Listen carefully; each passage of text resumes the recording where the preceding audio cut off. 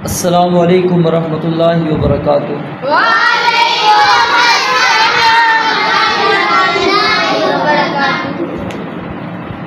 जी, आज सबसे पहले कौन सी सूरत हम पढ़ेंगे? सूरतुल काफिरून। कौन सी सूरत पढ़ेंगे? अऊज़ु बिल्लाहि मिनश शैतानिर रजीम।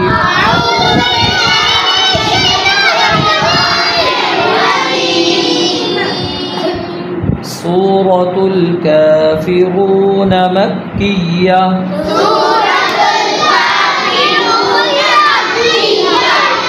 बिस्मिल्लाहिर रहमानिर रहीम।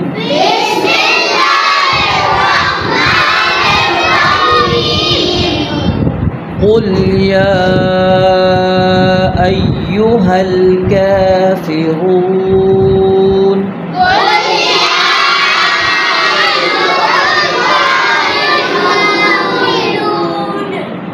ला अअबुदु मा तअबुदून।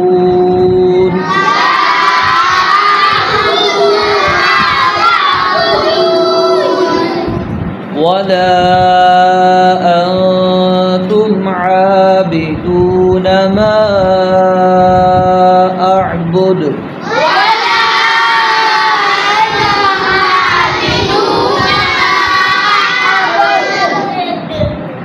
वला अना आबिदुम मा अबदतुम।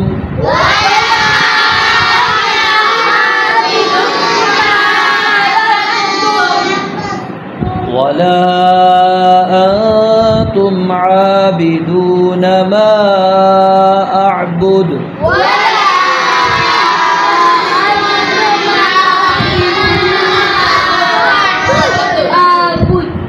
लकुम दीनुकुम वलिय दीन।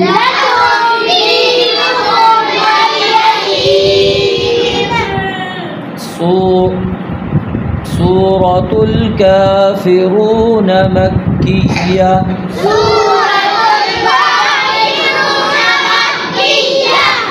बिस्मिल्लाहिर रहमानिर रहीम।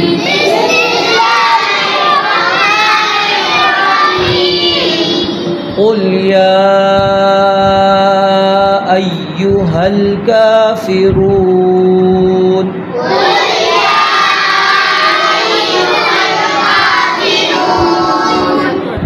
कुल या अय्युहल काफिरून।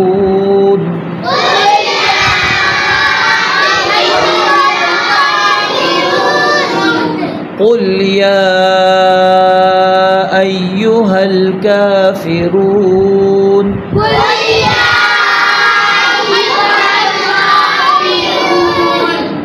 ला अअबुदु मा तअबुदून।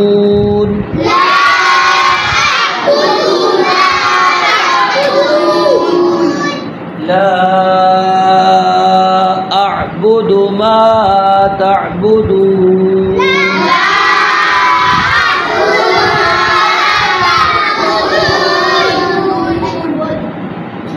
मैंने कल भी आपको समझाया था कि एक रिदम के अंदर पढ़ें, मिलकर पढ़ें। ला अअबुदु मा तअबुदून।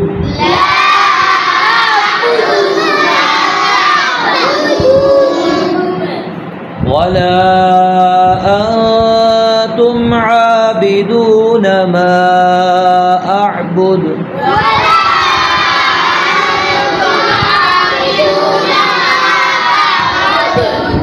वला अंतुम आबिदून मा अअबुद।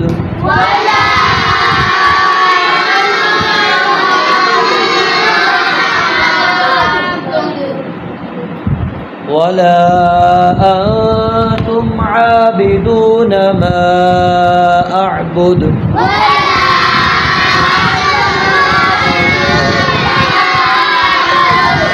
अअबुद। वला अना आबिदुम ما عبدتم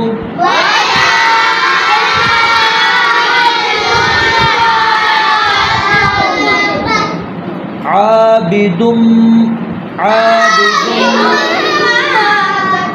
سنیں پہلے سمجھا رہا ہوں. عابد ما عبدتم دال نہیں پڑھنا.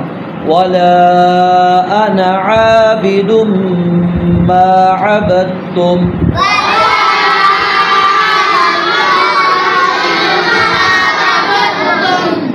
ولا انتم عابدون ما اعبد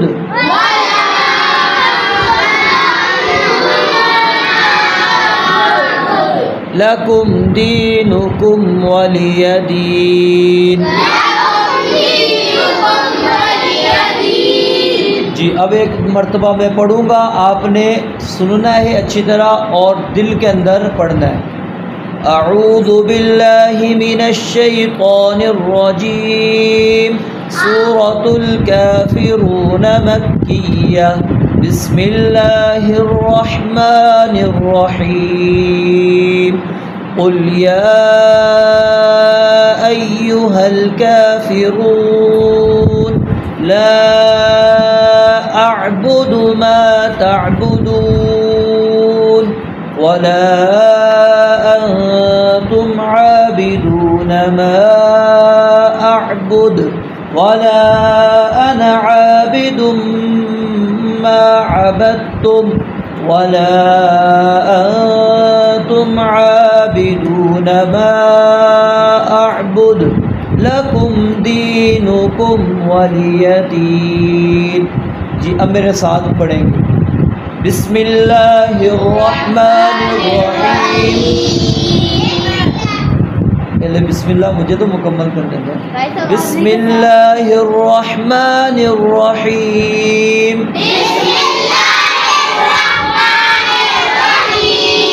قل یا ایہا الکافرون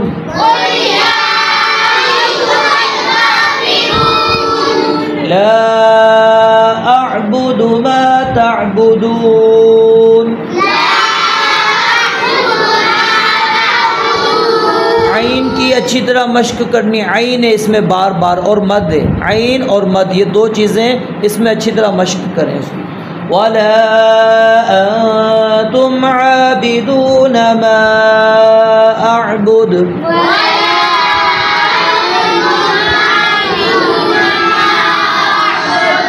ولا انا عابد ما عبدتم.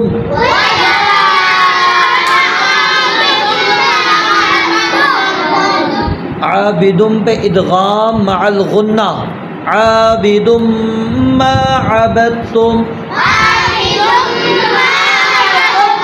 ولا أنتم عابدون ما أعبد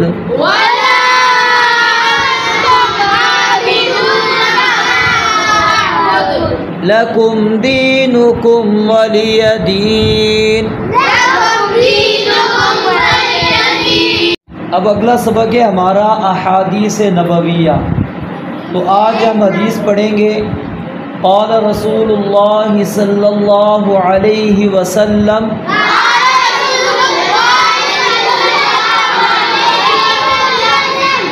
ایاکم والکذب ایاکم والکذب إياكم والكذب إياكم والكذب إياكم والكذب. قال رسول الله صلى الله عليه وسلم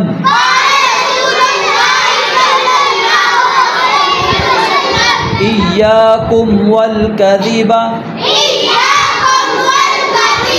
إياكم والكذب إياكم والكذب. ترجمہ.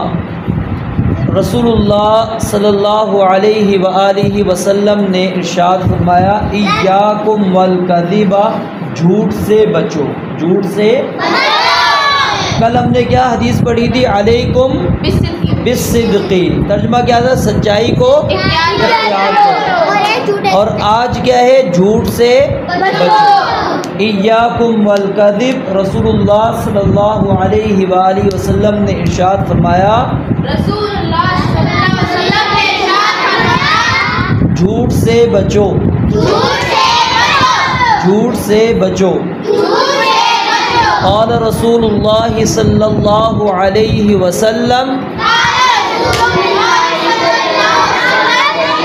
ایاکم والکذب،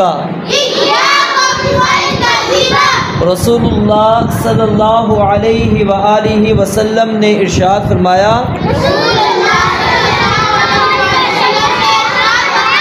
جھوٹ سے بچو، جھوٹ سے بچو۔ جی جھوٹ جو ہے انسان کو، اب یہ میں سمجھا رہا ہوں، آپ نے بات سمجھنی ہے، جھوٹ انسان کو جہنم کے اندر لے کر جاتا ہے، اور جھوٹا انسان اللہ رب العالمین کو پسند نہیں ہے۔ اللہ رب العالمین نے ایسے لوگوں پر لعنت کی ہے جو جھوٹ بولتے ہیں، اور جو بندہ مسلسل جھوٹ بولتا رہتا ہے، بات بات پر جھوٹ بولتا ہے، تو ایک وقت ایسا آتا ہے کہ وہ اللہ تعالیٰ کے ہاتھ جھوٹا لکھ دیا جاتا ہے۔ ایک قصہ، ایک کہانی آپ نے پڑھی ہوگی یا سنی ہوگی، وہ صرف میں آپ کو سنا دیتا ہوں، جھوٹ کا نقصان کیا ہے۔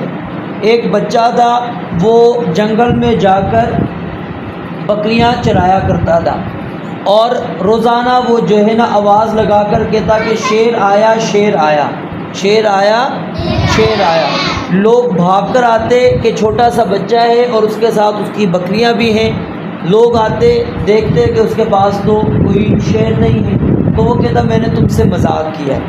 ایک دفعہ ایسے ہوا، دو دفعہ ہوا، تین دفعہ ہوا، جب سچا اصل میں شیر آیا نا سچ میں، تو اس وقت اس نے آواز لگائی، کھڑا کیا نام ہے درخت پہ چڑھ کر کہ بچاؤ مجھے بچاؤ، شیر آ گیا۔ لوگوں نے کہا کہ یہ جھوٹ بولتا ہے، ہمیشہ اسی طرح اس کی عادت ہے مذاق کرنے کی، تو کوئی بھی نہیں گیا، اور واقعی شیر آیا تھا اور اس کو کھا کر چلا گیا۔ تو یہ کیا ہے؟ جھوٹ بولنے کا نقصان ہے۔ جو جھوٹ بولتا ہے لوگ بھی اس کے اوپر اعتبار نہیں کرتے، ایک دفعہ اس کی بات کو سچ مانیں گے، دو مرتبہ مانیں گے، تیسری مرتبہ کہیں گے نہیں یہ جھوٹا ہے، انسان ہے کہ ہمیشہ جھوٹ ہی جھوٹ بولتا رہتا ہے۔ تو اس لیے جھوٹ کبھی بھی نہیں بولنا۔ تو جھوٹ ایک دفعہ بولو گے امی سے، ابو سے، دو دفعہ بولو گے، تین مرتبہ بولو گے، اور پھر اس کے بعد اگر سچ بھی بولو گے نا تو آپ کی امی ابو نے کہنا ہے کہ نہیں یہ جھوٹ ہی بول رہا ہے، ٹھیک ہے۔ اسی طرح ٹیچر بھی آپ کو کہے گی کہ نہیں یہ جھوٹ ہی بول رہا ہے۔ تو اس لیے سچائی کو، میں نے کل آپ کو بتایا تھا کہ سچائی کو اختیار کرنا چاہیے، کیونکہ ایک جھوٹ اگر آپ بولو گے تو اس جھوٹ کو ثابت کرنے کے لیے پھر 100 جھوٹ بولنے پڑتے ہیں۔ آپ نے اگر اسکول میں کام نہ لکھا ہو، ہوم ورک نہ کیا ہو، ٹیچر پوچھے گی کیوں نہیں کیا، آپ نے ایک بہانہ بنانا ہے، پھر اب اس بہانے کو ثابت کرنے کے لیے دوسرا بہانہ بناؤ گے، پھر تیسرا، پھر چوتھا، آخر آپ نے سچ بول دینا۔ تو اس لیے جھوٹ نہیں بولنا، جھوٹے لوگوں کو اللہ تعالیٰ پسند نہیں کرتے، اور جو اللہ تعالیٰ پر جھوٹ باندھے، جو اللہ کے نبی علیہ الصلوۃ والسلام پر جھوٹ باندھے، تو وہ اور زیادہ گناہ کرتا ہے۔ اللہ رب العالمین نے اس کو ظالم قرار دیا ہے، تو اس لیے سچی سچی باتیں کہنی ہے، جھوٹ نہیں کہنا۔ جی میرے ساتھ ایک مرتبہ پھر پڑھیں، قال رسول اللہ صلی اللہ علیہ وسلم،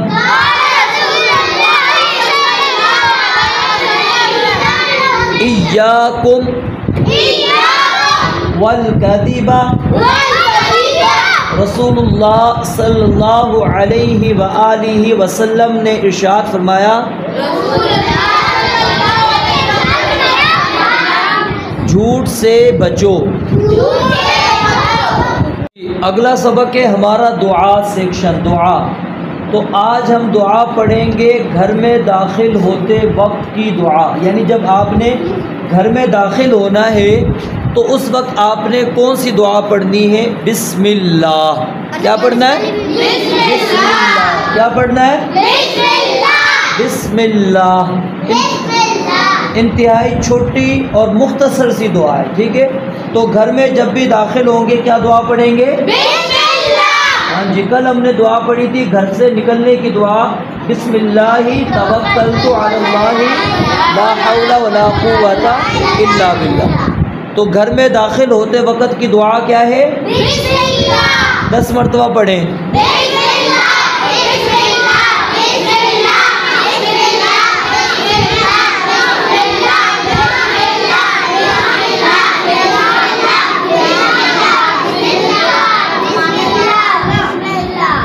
اگلا سبق ہے ہمارا سوال و جواب۔ سب سے پہلا سوال آج کا یہ ہے، توحید ربوبیت کا کیا مطلب ہے؟ سب سے پہلے مختصر آپ بتائیں، توحید ربوبیت کس کی قسم ہے؟ توحید ربوبیت کس کی قسم ہے؟ توحید ربوبیت کس کی قسم ہے؟ توحید کی کس کی قسم ہے؟ توحید کی کتنی قسمیں پڑھی تھی؟ کون کون سی؟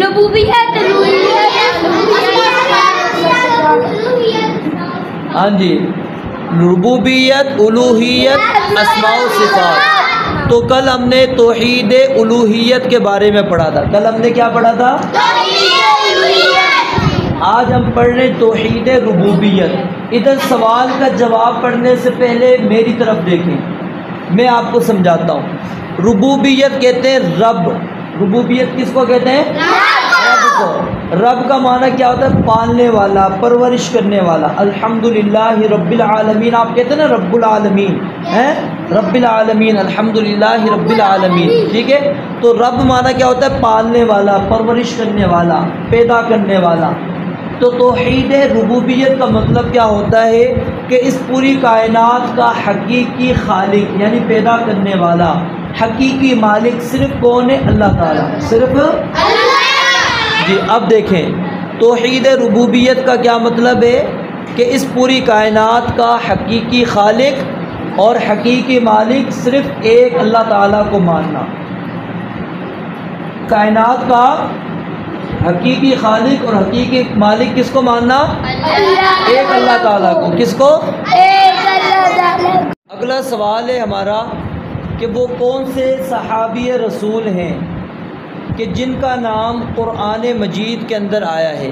وہ کون سے صحابی رسول ہیں جن کا نام قرآن مجید کے اندر آیا ہے؟ پہلی بات یہ ذہن میں رکھ لیں، یہ صرف ایک ہی صحابی ہیں جن کا نام قرآن میں آیا ہے، ان کے علاوہ کسی اور صحابی کا نام قرآن میں نہیں آیا۔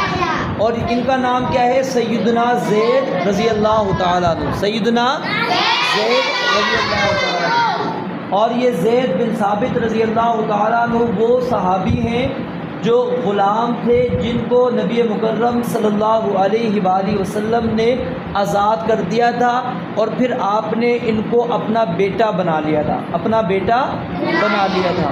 تو ان کو زید بن محمد کہنا لوگوں نے شروع کر دیا تھا۔ پھر اللہ تعالیٰ نے یہ حکم نازل کیا کہ آپ جو حقیقی والد ہے اس کی طرف ہی نسبت کرنی چاہیے، کسی اور کی طرف نسبت نہیں کرنی چاہیے۔ تو یعنی ان کے والد کا نام تھا زید بن ثابت، زید بن ثابت۔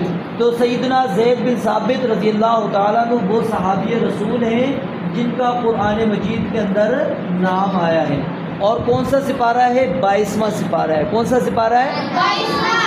کون سی سورت ہے؟ سورۃ الاحزاب۔ سورۃ الاحزاب 22ویں سپارے میں اس صحابی رسول کا نام موجود ہے جن کا نام قرآن میں آیا ہے، اور وہ کون ہے؟ سیدنا زید رضی اللہ تعالیٰ عنہ۔ جی اگلا سوال، قرآن مجید کی کتنی سورتیں خواتین کے نام پر ہیں؟ یعنی قرآن مجید کی کل ہم نے پڑھا تھا نا کہ انبیاء کے ناموں پر، ٹھیک ہے؟ انبیاء کے ناموں پر کتنی صورتیں کتنی تھیں؟ 8 صورتیں تھیں جو نبیوں کے ناموں پر تھی۔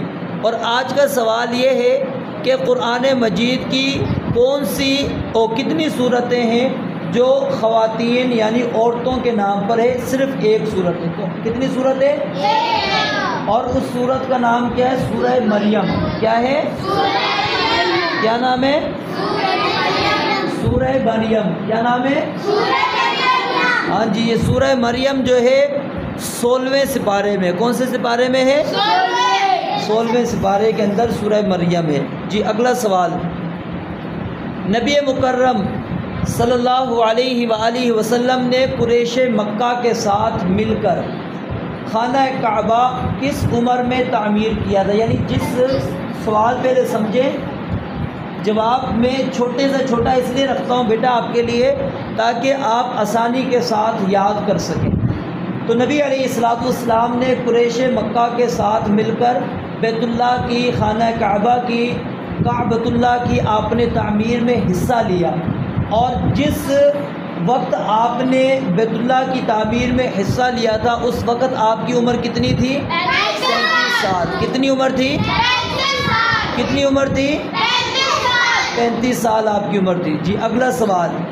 نبی کریم صلی اللہ علیہ وسلم کو کس عمر میں اللہ رب العالمین نے نبوت عطا کی تھی؟ 40 سال کی عمر میں. کون سی؟ 40 سال کی عمر میں اللہ رب العالمین نے نبی مکرم صلی اللہ علیہ وسلم کو نبی بنایا تھا. جی شروع سے دوبارہ سوالات لگائیں. پہلا سوال کیا تھا کہ توحید ربوبیت کا کیا مطلب ہے؟ کہ اس پوری کائنات کا حقیقی خالق اور حقیقی مالک صرف ایک اللہ تعالیٰ کو ماننا اور اللہ تعالیٰ کے علاوہ کسی اور کو اس کائنات کا نہ خالق ماننا نہ ہی مالک ماننا. اگر آپ سمجھیں گے کہ نہیں اس چیز کو پیدا کرنے والا کوئی اور ہے، اس چیز کا مالک کوئی اور ہے اللہ تعالیٰ کے علاوہ، تو یہ توحید ربوبیت نہیں کہلائے گی. یہ توحید ربوبیت نہیں کہلائے گی. توحید ربوبیت اسی وقت ہوگی جب آپ اس پوری کائنات کا حقیقی خالق اور حقیقی مالک صرف کس کو بناتے ہیں؟ اللہ تعالیٰ کو. صرف کس کو بناتے ہیں؟ اللہ تعالیٰ کو بناتے ہیں. اللہ تعالیٰ کے علاوہ کسی اور کو آپ خالق اور مالک نہیں بناتے. یہ آسمان، یہ زمین کس نے بنائے؟ کس نے پیدا کیے؟ ہمیں کس نے پیدا کیا؟ یہ سورج چاند کس نے پیدا کیے؟ یہ کائنات کے اندر جتنی بھی چیزیں اس کا خالق کون ہے؟ ہاں جی، اللہ خالق کل شیء. پڑھیں، اللہ خالق کل شیء.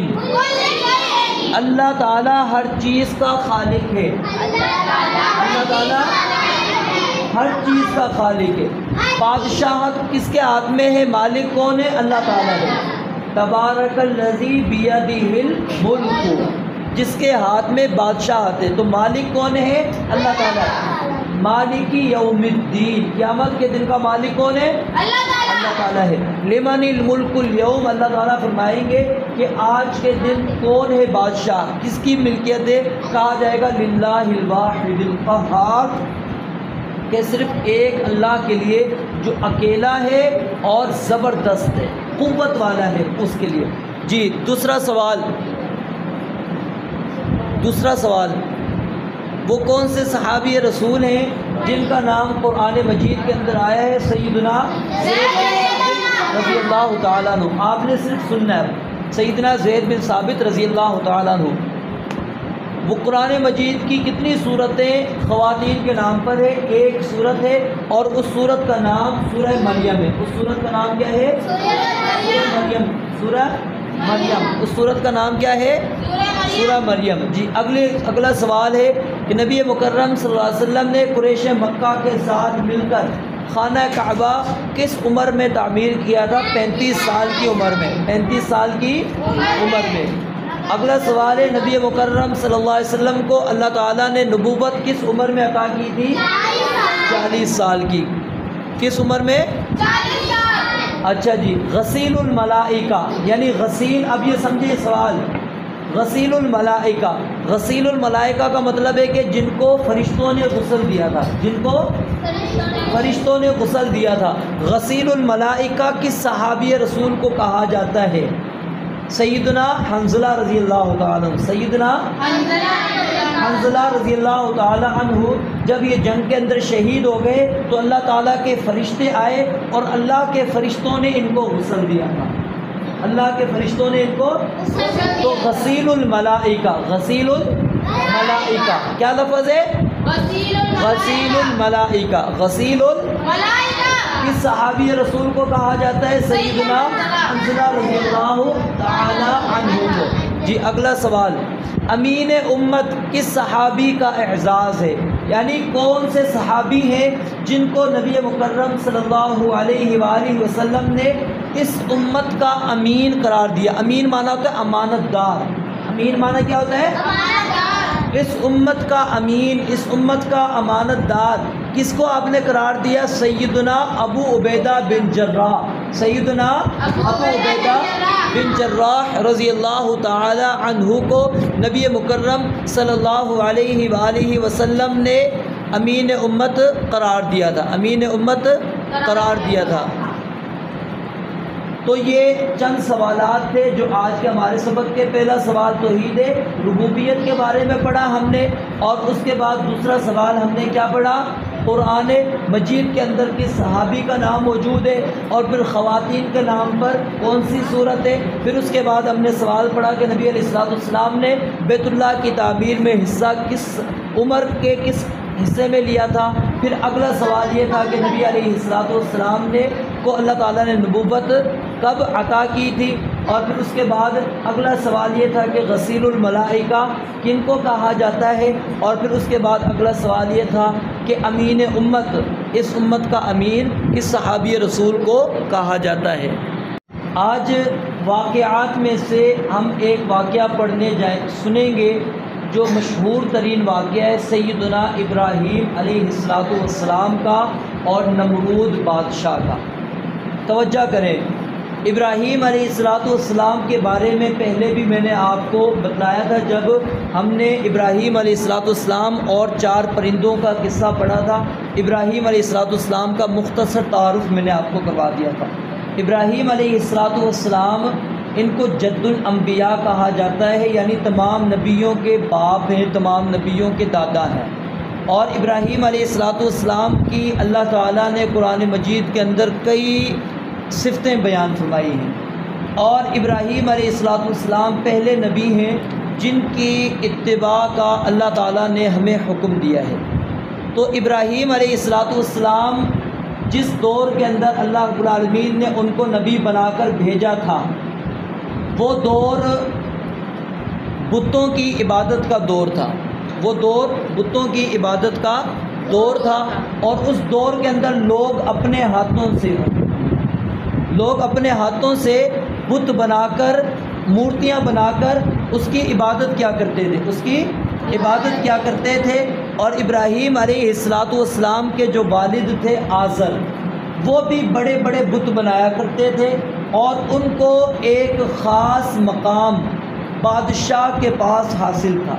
بادشاہ کے پاس ایک خاص مقام حاصل تھا، ایک عزت حاصل تھی، کیونکہ ابراہیم علیہ السلام کے والد نے ایک بت بنایا تھا جو کہ نمرود کا بت تھا. تو ابراہیم علیہ السلام کو اللہ تعالیٰ نے جس یعنی کہ معاشرے کے اندر پیدا کیا، اس وقت کیا ہے، لوگ بتوں کی عبادت کرتے تھے اللہ تعالیٰ کو چھوڑ کر. ابراہیم علیہ السلام نے اپنے باپ کو بھی دعوت پیش کی توحید کی، پھر اس کے بعد اپنی قوم والوں کو بھی دعوت پیش کی، ان کو بات سمجھانے کی بھی کوشش کی. پھر حتیٰ کہ ایک وقت ایسے آیا کہ ابراہیم علیہ السلام کی پوری قوم وہ میلے کے اندر چلی گئی. کہاں چلی گئی؟ میلے میں چلی گئی. تو ابراہیم علیہ السلام جہاں پر ان کے بڑے بڑے بت موجود تھے سارے، اس کمرے میں داخل ہوتے ہیں اور ان سارے بتوں کو توڑ دیتے ہیں. ان سارے بتوں کو کیا کر دیتے ہیں؟ کسی کا ہاتھ توڑتے ہیں، کسی کا پاؤں توڑتے ہیں، کسی کا سر توڑتے ہیں، کسی کا کیا توڑتے ہیں. سارے بتوں کو توڑ دیا. ایک جو ان میں سب سے بڑا بت تھا، جو سب سے بڑا بت تھا نا، اس کو نہیں توڑا، اس کو کچھ نہیں کہا. اور وہ جو کلہاڑی تھی یا ہتھوڑا تھا جو بھی تھا، اس کو ابراہیم علیہ السلام نے وہ جو بڑا بت تھا جس کو انہوں نے نہیں توڑا تھا اس کے کندھے کے اوپر لٹکا دیا. قوم جب میلے سے واپس آئی تو وہ اپنے نذرانے چڑھانے کے لیے، جو غیر اللہ کی عبادت کرتے ہیں نا اللہ تعالیٰ کے علاوہ، وہ یہ کام کرتے ہیں۔ وہ کیا کرتے ہیں؟ مزاروں پر جاتے ہیں، وہ پھر کچھ نہ کچھ، کوئی چادر چڑھاتا ہے، کوئی دیگ چڑھاتا ہے، کوئی بکرا چڑھاتا ہے، کوئی کیا چڑھاتا ہے، کوئی اپنا بچہ جا کے چڑھا دیتا ہے، ٹھیک ہے، اس کو یعنی اس کے نام پر کر دیتا ہے کہ یہ غیر اللہ کے نام پر ہے۔ تو وہ بھی اسی طرح آئے کہ ہم ان کی خوشنودی حاصل کریں گے، یہ ہم سے راضی ہو جائیں گے کہ ہم نے ان کی عبادت کی ہے، تو لہٰذا ان کو جا کے چڑھاوے چڑھاتے ہیں ہم۔ تو جب آئے تو دیکھا کہ وہ جو بت خانہ تھا جہاں پر وہ عبادت کیا کرتے تھے، جہاں پر ان کے بت موجود ہوتے تھے، وہ سارے کا سارا ٹوٹا پھڑا ہے، سارے بت ان کے ٹوٹے ہوئے ہیں۔ اب وہ پریشان کہ یہ تو وہ تھے جن کو ہم پکارتے تھے، یہ ہمیں نفع بھی دیتے تھے، یہ ہمیں نقصان بھی دیتے تھے، ہم تو ان سے آگے دعائیں کیا کرتے تھے، ہم تو ان کے آگے اپنی پریشانیاں آگے پیش کیا کرتے تھے، یہ کیا ہو گیا جو ہمارے بتوں کے ساتھ؟ اب آپس میں باتیں کرنے لگے۔ کہا سمعنا فتن یذکرہم یقال لہ ابراہیم، کہتے ہیں ہمیں پتہ لگا ایک نوجوان تھا جو اکثر ان بتوں کے بارے میں ذکر کرتا تھا، اس کا نام ابراہیم ہے۔ اس کا نام کیا ہے؟ ابراہیم علیہ السلام، کہ وہ کہا کرتا تھا میں ایک وقت آئے گا تمہیں سمجھاؤں گا، تمہارے بتوں کو توڑ کے تمہیں میں دعوت دوں گا، تمہیں سمجھ میں آ جائے گی کہ یہ جو تم نے اپنے ہاتھوں سے مورتیاں بنا کر رکھی ہوئی ہیں، یہ نہ تمہیں نفع دے سکتے ہیں نہ نقصان دے سکتے ہیں، یہ تو اپنا دفاع نہیں کر سکتے، اپنے آپ کو نہیں بچا سکتے، کچھ بھی ان کے پاس اختیار نہیں ہے۔ اچھا جی، اب بات پھیل گئی، بادشاہ تھا نمرود، اس کے پاس بات چلی گئی کہ جی ابراہیم علیہ السلام نے ہمارے سارے بتوں کو توڑ دیا۔ تو پھر کیا کرتا ہے نمرود؟ ابراہیم علیہ السلام کو بلا لیتے ہیں کہ آؤ، کہا کہ ذرا بتاؤ کہ تم کس چیز کی دعوت دیتے ہو؟ کہا کہ میں ایک اللہ تعالیٰ کی طرف بلاتا ہوں، ایک اللہ کی طرف میں بلاتا ہوں کہ ایک اللہ کی عبادت کرو، اس اللہ کے علاوہ کوئی اور عبادت کے لائق نہیں ہے۔ ربی الذی یحیی و یمیت، میرا رب تو وہ ہے جو زندہ بھی کرتا ہے مارتا بھی ہے، یعنی جو زندگی ہمیں دی ہو یہ اسی اللہ نے دی ہے، اور جو ہماری زندگیوں کو ختم کر دے گا، ہمیں فوت کر دے گا، وہ بھی اللہ تعالیٰ ہے۔ تو یعنی موت اور زندگی کا جو مالک ہے وہ کون ہے؟ اللہ تعالیٰ ہے۔ میرا رب جو ہے وہ مارتا بھی ہے زندہ بھی کرتا ہے۔ نمرود نے کہا اچھا تمہارا رب زندہ بھی کرتا ہے مارتا بھی ہے؟ کہا کہ ہاں۔ تو کہا کہ یہ تو میں بھی کام کر لیتا ہوں۔ کہا کہ کیسے کرتے ہو؟ اس نے 2 قیدی بلائے۔ کتنے قیدی بلائے؟ 2 قیدی۔ ایک قیدی وہ تھا کہ جس کے اوپر جرم ثابت ہو گیا تھا کہ اس نے یہ گناہ کیا ہے، اس نے یہ کیا گناہ کیا ہے، یہ جرم اس نے کیا ہے، اس کو سزا لکھ دی گئی تھی کہ جی اس کو قتل کر دیا جائے گا، پھانسی چڑھا دی جائے گی، سزا اس کے بارے میں فیصلہ ہو گیا کہ اس کو سزا ملے گی، اس کو قتل کر دیا جائے گا۔ دوسرا جو تھا اس کے بارے میں ابھی تک جرم ثابت نہیں ہوا تھا، پتہ ہی نہیں تھا کہ اس نے کوئی گناہ بھی کیا ہے یا نہیں، سزا اس کے بارے میں کچھ نہیں دی۔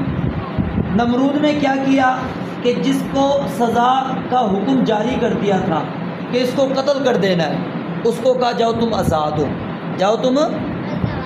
دوسرا شخص جو ابھی ابھی پکڑ کر لائے تھے اس کو قتل کروا دیا، کہا دیکھو میں بھی زندگی دیتا ہوں، یعنی اس کو مارنا تھا میں نے اس کو زندگی دے دی، اس کو ابھی کوئی فیصلہ نہیں ہوا تھا، اس کو میں نے موت دے دی۔ تو کہا کہ زندگی میں بھی دیتا ہوں موت بھی دیتا ہوں۔ اچھا، ابراہیم علیہ السلام نے کہا کہ چلو ٹھیک ہے، تو بھی زندگی دیتا ہے موت دیتا ہے، تجھے سمجھ بات نہیں آ رہی تو یہ بات سمجھ لے کہ میرا رب کون ہے جو مشرق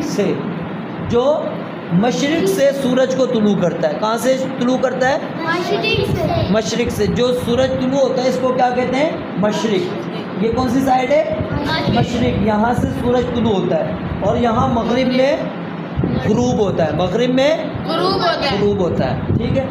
تو کہا کہ میرا رب تو وہ ہے جو سورج کو مشرق سے طلوع کرتا ہے اور مغرب کے اندر غروب کرتا ہے۔ اگر تو رب ہے نا، تو کہتا ہے میں رب ہوں، میری عبادت کی جائے، تو پھر تو کیا کر کہ مغرب سے سورج طلوع کر کے دکھا۔ کہاں سے سورج طلوع کر کے دکھا؟ مغرب سے، کیونکہ میرا رب مشرق سے طلوع کرتا ہے، تو مغرب سے طلوع کر۔ اگر تو نے مغرب سے سورج طلوع کر دیا تو میں مان جاؤں گا واقعی تو رب ہے۔ جب ابراہیم علیہ السلام نے یہ بات کہی نا نمرود کو، تو اب نمرود کے پاس اس کا کوئی جواب نہیں تھا، اس کا کوئی جواب وہ کیسے کر سکتا تھا، کیسے وہ سورج کو طلوع کر سکتا تھا؟ یہ سورج اور چاند یہ اللہ تعالیٰ کے حکم کے تابع ہیں، اللہ رب العالمین کے حکم کے تابع، رب العالمین جو حکم ان کو دیتا ہے وہ اس طرح کرتے ہیں۔ تو اللہ رب العالمین کے حکم کے بغیر یہ نہ سورج چلتا ہے نہ چاند۔ للشمس ينبغي لها ان تدرك القمر، اللہ تعالیٰ فرماتے ہیں کبھی ایسا نہیں ہوا کہ دن کو، اب مطلب مغرب کب ہوتی ہے؟ یہ 7:24 پہ ٹائم ہے، آج کیا ہے 7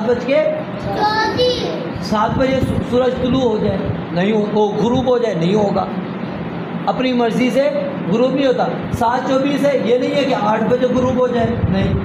اللہ رب العالمین فرماتے ہیں للشمس ينبغي لها ان تدرك القمر، سورج کے یہ لائق ہی نہیں ہے وہ جا کے چاند کو پالے، یعنی اپنے وقت سے پہلے وہ چاند کے پاس پہنچ جائے، یہ ہو ہی نہیں سکتا۔ اللہ نے ایک مدار رکھا ہے، ادھر وہ سورج اور چاند گھوم رہے ہیں، وقت ان کو اللہ رب العالمین نے دیا ہوا ہے کہ یہاں سے تم نے طلوع ہونا ہے، اتنے بجے طلوع ہونا ہے، اتنے بجے یہاں پر جا کر طلوع ہونا ہے۔ تو یہ جب ابراہیم علیہ السلام نے اس کو کہا نا کہ سورج کو مغرب سے لے کر آ، تو اللہ تعالیٰ فرماتے ہیں کہ وہ کافر جو ہے نمرود وہ ہکا بکا رہ گیا، لاجواب ہو گیا، اس کو سمجھ ہی نہیں آئی کہ میں اب کیا بات کروں، اب میں کیا بات کروں، کس طرح میں اس طرح ثابت کر سکوں کہ واقعی میں رب ہوں۔ پھر اس نے کیا کیا؟ اس نے کہا کہ اگر یہ بات لوگوں کو پتہ لگ گئی کہ نمرود بادشاہ جو اپنے آپ کو رب بھی کہتا ہے کہ لوگوں کو میری عبادت کرو، ابراہیم علیہ السلام کے سوال کا جواب نہیں دے سکا تو یہ رب کیسے ہو سکتا ہے؟ اس نے فوراً حکم نامہ جاری کیا کہ ابراہیم علیہ السلام کو آگ کے اندر جلا دیا جائے۔ کس میں جلا دیا جائے؟ آگ میں ابراہیم علیہ السلام کو جلا دیا جائے۔ تو بڑی آگ روشن کی گئی، بڑی آگ جلائی گئی، اس کے اندر ابراہیم علیہ السلام کو ڈال دیا گیا، لیکن اللہ رب العالمین نے ابراہیم علیہ السلام کو کیا ہے؟ محفوظ رکھا، آگ نے کچھ بھی نہیں کیا، ابراہیم علیہ السلام کا آگ نے کچھ بھی نہیں کیا، کیونکہ جب بندہ اللہ کے لیے ڈٹ جاتا ہے، اللہ کی توحید پہ ڈٹ جاتا ہے، اللہ کی وحدانیت کے اوپر، اس کی ربوبیت پر، اس کی الوہیت پر جب بندہ ڈٹ جاتا ہے تو اللہ تعالیٰ اس کی مدد کرتے ہیں۔ پھر چاہے بادشاہ ہو، ظالم جابر بادشاہ ہو، اس کے پاس سلطنت ہو، حکومت ہو، جو کچھ بھی ہو وہ کچھ بھی نہیں کر سکتا۔ تو اس واقعے سے ہمیں کیا سبق ملتا ہے کہ جو اللہ تعالیٰ کے نبی ہوتے ہیں اللہ تعالیٰ ان کی مدد کرتے ہیں، اللہ تعالیٰ ان کی اور اللہ تعالیٰ ان کو غلبہ عطا کرتے ہیں، اور جو ظالم ہوتے ہیں، جابر ہوتے ہیں، جو اپنے آپ کو رب کہلاتے ہیں، اللہ تعالیٰ ان کو اسی دنیا کے اندر ذلیل و خوار کر دیتے ہیں، اسی دنیا میں ذلیل و خوار اللہ رب العالمین ان کو کر دیتے ہیں۔ تو اللہ تعالیٰ ہمیں جو کچھ آج ہم نے پڑھا ہے اس کو سمجھنے اور اس پر عمل کرنے کی توفیق عطا فرمائے۔ وآخر دعوانا ان الحمد للہ رب العالمین۔